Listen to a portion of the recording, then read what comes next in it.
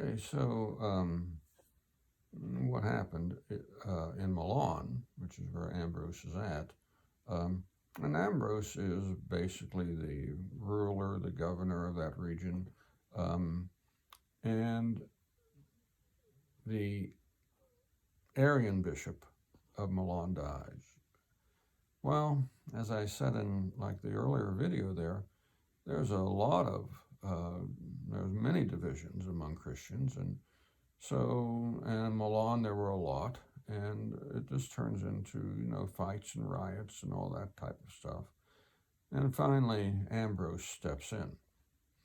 Now, Ambrose, to the degree that he had a religion, was an Athanasian. He would have gone along with the Nicene Creed uh, and would have believed in, to the degree that he believed in anything, would have believed in one God eternal, that the Godhead, the three figures of the Godhead, are co eternal and had existed forever. Well, when Ambrose stepped in, basically Ambrose had a pretty strong hand. Um, and he got the place quieted down, and then the Christians gathered around him. And Christians of all groups were gathered around him. And so he says, I'm in charge, and who is the bishop going to be here? And someone in the crowd said, let Ambrose be bishop. And so the crowd took up the chant, and this was more than just, say, the Athanasians. This was a general sense of the crowd, all the different points of view that were present at that time. And for some reason, which absolutely defies understanding, Ambrose accepts. Well, then, of course, having accepted, he had second thoughts and goes away. The story is he hid in the home of a friend of his, and then the emperor said, well, no, you go be bishop.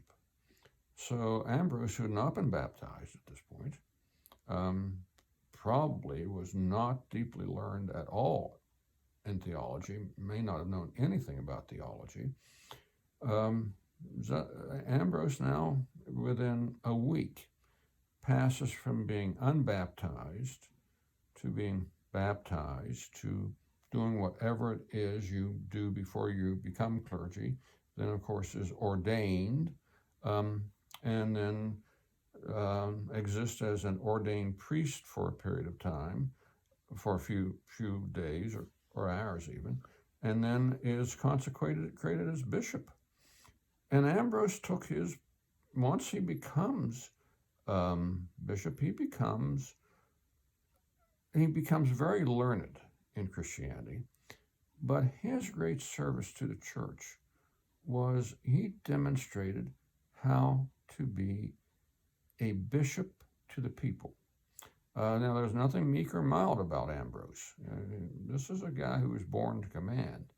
And so, although he believed in pastoral care. Ambrose is not a thug. He's not a bully. He's nothing like that. And he really lays down the rules on how to be a firm but caring bishop.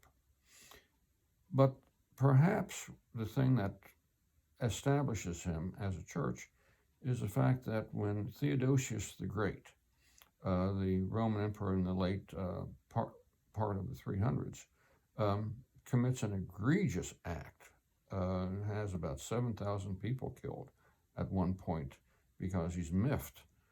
Ambrose sends him, makes certain that the emperor does penance, has to take off his imperial robes and refuses communion to him and all that stuff for a goodly period of time until finally Ambrose decides that Theodosius has had enough and then admits him to communion. But that's the kind of person Ambrose was.